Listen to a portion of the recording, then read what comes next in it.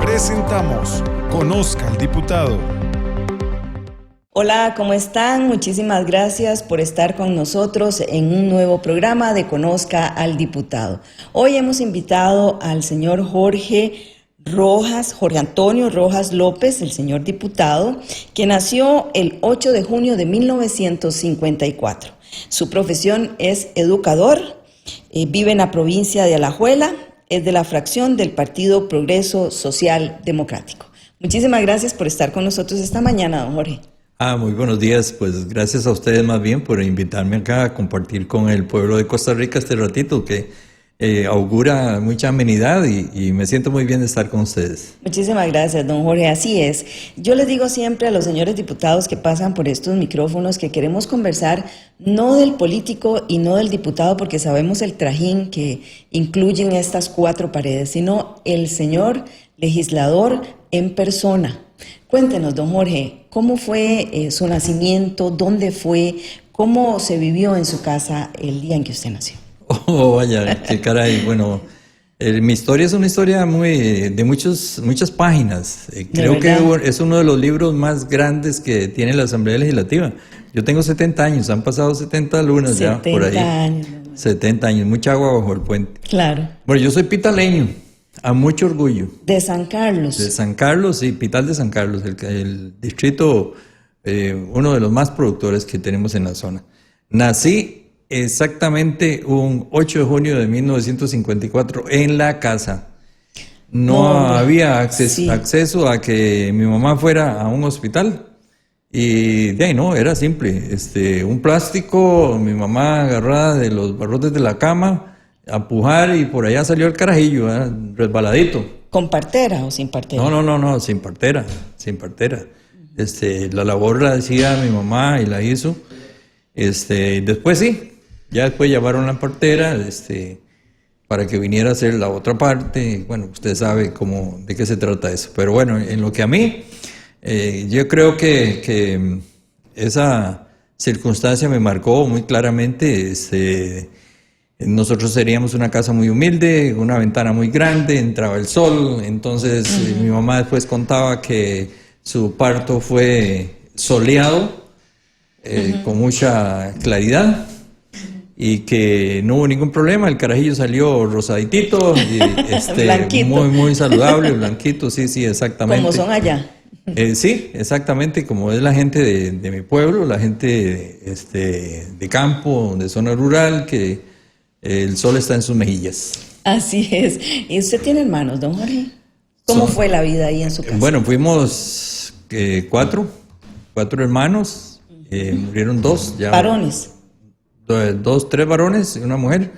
La mujercita Marisabel, que era la mayor, murió hace 2 meses y que en paz descanse. Mi otro hermano, José Arturo, murió a los 4 días de nacido. Está enterrado en Pital. De hecho, he ido por ahí. Y por ahí proviene el tema del nombre. Yo tenía otro nombre con el cual me iban a bautizar, que era Arturo, porque había muerto mi hermano anterior. Pero dio casualidad que el 10 de junio es el día de San Antonio, el día que me bautizaron. Entonces el padre dijo, bueno, yo creo que no hay un santo todavía que se llame Arturo. Entonces, ¿qué le parece a Antonio? Y de ahí Jorge Antonio. Y está complacido con su nombre, no es de las personas que quiere irse a cambiar al tribunal, ¿no? Sí, me identifico muy bien, no, sí. No, de ninguna manera. Dicen que San Antonio es el enlace para el amor o algo así. Sí, y a mí me ha ido bien. Muy bien, qué dicha. Sí, gracias a Dios. Okay. En Pital estuve hasta los 7 años, primer grado de escuela. Éramos una familia que se crió en una comunidad privada, como dice Maradona, privada de un montón de cosas, ¿verdad? De agua, de luz, de caminos, claro. De condiciones de vida. Mi papá entró a Pital 10 años antes de que yo naciera, y la idea fue ir a coger fincas, en ese tiempo terrenos baldíos, ir a hacer picada, que ellos llamaban, y entonces se metían a montaña, mes y medio, y después llegaban con algunas cosas de la finca, verduras, frutas, bejucos, plantas medicinales. A eso le llaman picada, la práctica. La picada le llaman a llegar a terrenos baldíos y observar un árbol muy grande que puede ser una señal y empezar a hacer una picada en línea recta desde donde se llega hasta el árbol y trazar, digamos, como decir el límite, el carril, y decir esto es mío. Y luego de ese árbol a otro lado, tal vez a una quebrada, a un cerro, y así se trazaban los límites de propiedades en ese momento, ¿verdad? La gente no sabía tampoco cuántas manzanas de terreno estaba cogiendo, ni cómo era, pero sí se dirigían por eso, por un árbol muy grande, por un cerro, por una quebrada, o cosas así por el estilo. Y mi papá entró, demarcó como unas 60 manzanas en esos años, en los años 50, por allá. Estuvimos en Pital, fue una vida realmente dura, nosotros chiquillos creciendo, mi mamá era costurera, y nosotros pues no podíamos contribuir muchísimo, ¿verdad?, al tema familiar. Cuando mi papá no estaba, a nosotros nos tocaba que ir a pescar, pues para ayudar con la comida. Teníamos chayotes, teníamos plátano, banano, eso sí, en un lotecito ahí pequeño. Y esa era nuestra vida de infancia, obviamente muy linda. Nosotros sí recordamos muchas épocas de esa edad. Yo particularmente era feliz con los caballos y con lo que mi papá hacía, con la finca. A mí me encantaba ese contacto con la tierra, que todavía lo tengo. ¿Pudo aprender a hacer faenas? Sí, claro que sí. ¿Qué hacía, don Jorge? Yo, por ejemplo, amarrar los bueyes, soltar las fajas, quitar el yugo, ensillar o desensillar una bestia, andarla a pelo, ordeñar. ¿Qué es andarla a pelo? Andarla a pelo es cuando no hay albarda, cuando no está la montura, entonces hay que montar a pelo. Ok. Y para eso es muy curioso. Tengo una anécdota. Cuando yo estaba muy chiquitillo, no alcanzaba obviamente a montar una bestia, pero había una piedra muy grande. Entonces acercaba la bestia a la piedra y yo me subía a la piedra y de ahí me tiraba y caía bien, ¿verdad? Son épocas muy bonitas. ¿Nunca le pasó algún accidente? Pues sí, claro que sí, caerse, pero era parte del juego, ¿verdad? Sí. Y los caminos no eran empedrados, eran caminos de tierra, de barro, cuando llovía. Entonces, digamos, caer uno en un barrial no era tampoco cosa del otro mundo. Nos tocó épocas muy duras, cuando no había que comer, a veces durante ciertos días, ya cuando mi papá había tardado mucho, entonces mi mamá nos mandaba a cortar flores para hacer picadillos. Recuerdo que nosotros cortábamos flores de ayote, había muchos ayotales, y algo muy curioso que no sé si usted lo ha observado o lo ha visto o en otra entrevista ha salido, que son la flor de madero negro y la flor de Itabo, que es del cual se hace el picadillo y es muy, muy saludable. Hay sopas de quelite, esa sí, esa no la escuchaba. Esa no, las matas de chayote, el quelite se coge, se despunta. Y usted hace una sopa y es deliciosa. Hágala y verá. Nutritivo es. Súper nutritivo.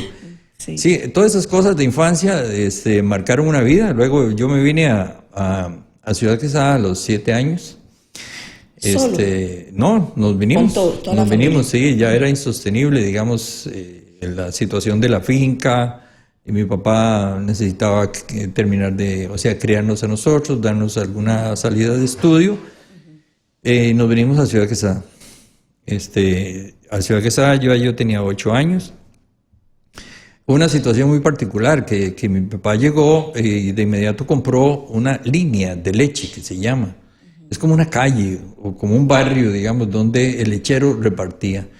Ahí fue donde yo empecé a echar mis plumitas de trabajador, de hijo que le ayuda a su padre en los quehaceres para arrimar, digamos, la platita, la casa.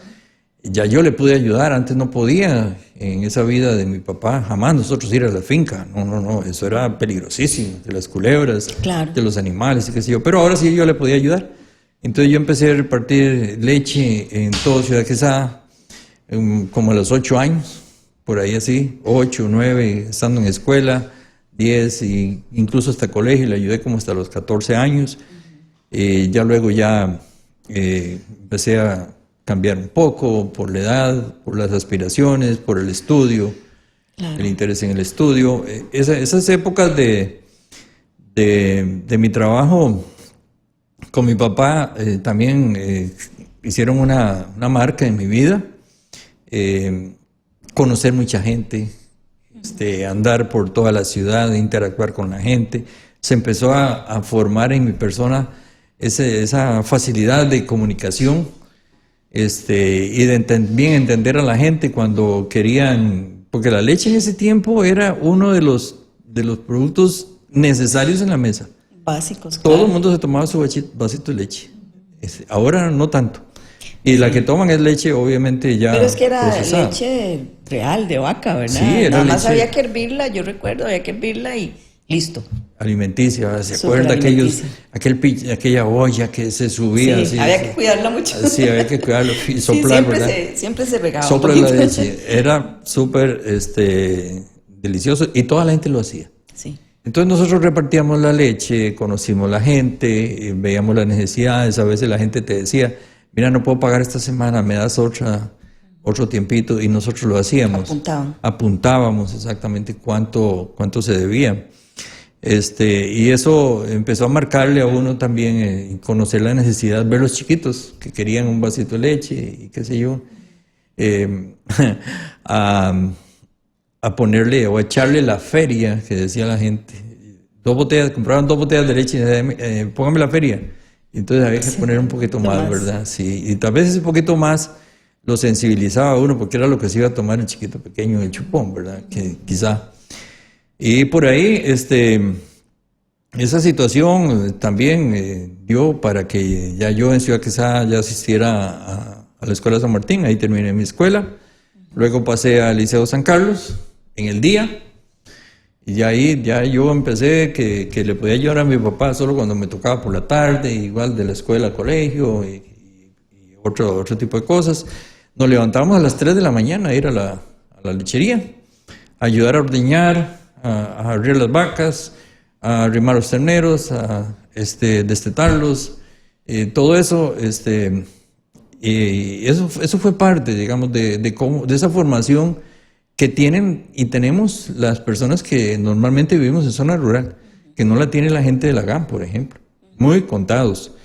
Y eso forma mucho, templa a la persona. Eso es sumamente importante y a mí me tocó hacerlo. Ya a las 10 de la mañana ya habíamos nosotros terminados de repartir, entonces ya, si me tocaba el estudio en la tarde, había que estudiar, y había que hacer tareas, había que prepararse y demás, ¿verdad? Surgió que a partir de los 15 más o menos por ahí, que ya uno mejengueaba, porque sí, obviamente ¿le gustaba el fútbol? Siempre las mejengas eran necesarias, y después de la mejenga seguía a ir a La Poza, allá en mi barrio San Martín, mi querido barrio San Martín en Ciudad Quesada. El muchacho empezó a dar algunas señas de que le gustaba jugar fútbol y lo hacía bien. Entonces compartí mi tiempo de estudiante con mi tiempo como jugador de fútbol. Llegué a estar en el Juvenil de San Carlos, en la reserva de San Carlos FC. Sí, fue y después participé en general. ANAFA en terceras divisiones con el Deportivo Maravilla. Pero eso fue una de cal y otra de arena. Resulta que perdí el año Perdió el año lectivo. por estar jugando bola, ¿verdad? Sí. Por los viajes, por los entrenamientos. Sí, claro. Hay entrenadores que yo recuerdo que eran muy estrictos y nos tallaban. Joshua Micheli, por ejemplo, que tal vez hay los que andan en fútbol lo recuerdan. Y además, de ahí me tocó incluso empezar a financiarme mis propios estudios, pasarme al colegio nocturno, porque haber perdido el año. Ya mi papá me decía, no, chaval, usted, claro, me está costando mucho. Sí. Y me pasé al nocturno, trabajando de día, en diferentes cosas, en ferretería, en CNP trabajé, en construcción trabajé también. Hice mis libros de historia. Por ahí fui lector de medidores de electricidad en una empresa eléctrica por ahí. Y bueno, llegué al momento en que terminé mi bachillerato, todavía siendo jugador de fútbol, y resultó que la vida me premió siendo buen estudiante, viendo cómo la educación es uno de los pilares más fuertes para que la persona pueda sobrevivir y vivir bien y desarrollarse como tal. Eso yo lo apreciaba muchísimo. Además de que antes algunas materias que teníamos nosotros como que nos formaban mucho. Yo recuerdo literatura universal, que nos formaba muchísimo, leyendo a Carlos Gallini, leyendo a Salarrué, leyendo el Mío Cid, leyendo el Quijote, digamos, lo formaban a uno muchísimo. Y eso fue templando mi persona hacia cosas valiosas en la vida, hacia valores importantes que yo los mantengo todavía, del aprecio a la vida, a la historia, a la familia, y a trabajar, como decía mi papá, hasta el último día, que Dios te dé fuerzas, trabaje siempre que tenga vida, así decía mi padre. Don Jorge, ¿se arrepiente usted de haber seguido el fútbol y haber perdido ese año o es una lección de vida? No, pues es una lección de vida. Yo todavía tengo la esperanza de que me llame en la selección nacional, todavía, por supuesto. Ese gusanillo del fútbol no se aparta. Solo que mi vida cambió, incluso surgió una situación que yo no esperaba en mi vida, pero que me marcó y me dio cosas positivas. Se llama el convenio educativo entre el MEP y la Universidad Nacional. Resulta que en ese momento, en 1972, que yo saqué bachillerato, había pocos educadores, o por lo menos pocos educadores que quisieran irse a zona rural. Y entonces el Ministerio de Educación y la Universidad Nacional crearon un convenio que decía que, si usted se ponía al servicio del MEP, la Universidad Nacional le daba matrícula, le daba una beca de matrícula, el MEP le daba trabajo, y entonces usted la tenía como redonda. Estudiaba y trabajaba al mismo tiempo. Pero había un requisito. Había que ser estudiante aventajado y haber obtenido buenas notas en bachillerato. ¿Recuerda el bachillerato? Sí. Que no era solo terminar el 5º año, sino que también estaban los exámenes de bachillerato. Claro. Bueno, yo fui de los primeros 3 en el Colegio Nocturno de San Carlos. Qué bien. Donde éramos como 4/5, éramos un montón, digamos. Eran como 100 estudiantes. Yo fui de los primeros 3 con una nota muy positiva. Y entonces el Ministerio de Educación me ofreció el convenio y yo lo acepté. Solo que tenía que ir donde el ministerio me nombrara y desde ahí viajar a la Universidad Nacional de Heredia a estudiar. Y lo hice, firmé el convenio. Fue duro. Fue muy duro porque yo tenía en ese entonces, recuerdo que acababa de cumplir los 18 años en junio del 72, ni cédula tenía.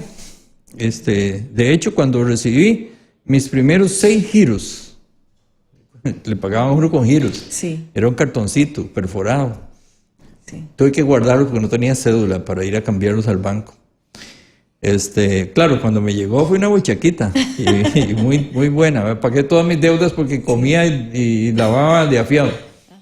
Y después me sobró una platita para poderle ayudar a mi mamá. Bueno, aquí hay una parte que es un poquito melancólica, digámosle así, y digamos un recuerdo triste. Ese fue el mismo año en que mi papá y mi mamá se separaron. De hecho, cuando yo viajé a mi primera escuela, mi mamá me fue a dejar. Estaba yendo a dejar el carajillo. Sí, claro. Era un mocoso, 18 años. Ella se preocupaba por qué iba a comer, dónde iba a dormir, quién me iba a lavar la ropa, de dónde tenía que viajar, todo eso, ¿verdad? Lo que hacen las mamás. Lo que hacen las mamás en 1972, imagínense, 73. Y ya mi siguiente regreso, que fue en vacaciones, ya mi papá y mi mamá habían separado. Y cuando yo llegué a encontrar a mi mamá en una condición difícil, separaron sus bienes, mi papá se quedó con las casas, habían 2 casas y mi mamá tuvo que ir a vivir a otro lugar. Y entonces, cosas que Dios le pone a uno en el camino, ¿verdad? Esa buchaquita que yo hice en ese momento por no haber podido cambiar los giros, seguro que se los hubiera cambiado Yo lo he gastado, ¿verdad? Sí, sí. Pero en ese momento me quedó una platita suficiente para darle a mi mamá y decirle, mire, vaya, desenganche para que usted compre un lote. Y lo hizo. Entonces, eso me marcó mucho tiempo. Y bueno, Dios sabe por qué. Y hasta la muerte de mi mamá, ahora en el 2010, por ahí, sí, 2010, si no mal recuerdo, ese fue el lote donde ella vivió. Y donde se construyó la casa. Bueno, la cuestión de estudiar y trabajar fue pues, muy bonito, muy interesante. Yo me gradué como educador rural, principalmente. Entonces, también eso me llevó a muchísimas cosas, digamos, a compartir con la gente en las comunidades, en lo que hacían, digamos, exactamente en lo que hacían. Recuerdo a los barrantes allá en Valle Azul, que tenían su trapiche, que tenían sus fincas, que tenían sus cerdos, y yo quería hacer lo mismo y lo hice muchísimas veces. Aquí en el lado de los Chiles, donde yo también llegué a trabajar en 90 por ahí, alquilé una finca, 2 fincas más bien, en 2 comunidades diferentes para hacer lo que la gente hacía, para ensuciarme las manos, para entender a la gente, para conocer sus necesidades. Cosa que ahora me ha servido muchísimo, porque a mí no tiene nadie que decirme cómo es la vida en el campo, cómo es la vida en la zona rural, ni tampoco cómo se vive el emprendedurismo, porque he hecho cosas muy valiosas en mi vida. También hubo un tiempo en que yo hice un clic en el Ministerio de Educación, dije, hasta aquí, voy a trabajar hasta aquí, hice otra cosa, me salí 15 años. Me gradué como administrador de empresas, como analista financiero, como CPA, contador público, contador privado, CPI, contador público incorporado. Y viví muchísimas cosas del emprendedurismo, tuve un taxi, tuve finca, tuve una tienda, tuve una fábrica de ropa, administré una maquila allá en la zona norte y hice ese trajinar, digamos, trabajé en Cosique, RL, que es muy conocida, trabajé en Copelesca, RL también, soy cooperativista 100%, y todo eso acumuló un montón de cosas valiosísimas, digamos, para que mi persona en determinado momento de la vida fuera considerado como una posibilidad real de alguien que pudiera servir al cantón y a la zona norte. Y por ahí ya dio ese paso. También estuve en educación, en las principales escuelas y en todos los puestos posibles de docencia. Desde kinder, soy uno de los pocos educadores que les correspondió dar kinder a chiquitos. Y luego todos los grados, en todas las escuelas, categorías de 1, 2, 3, 4 y 5, que son las escuelas más grandes. Me pensioné trabajando en la Escuela Juan Chávez de Ciudad Quesada.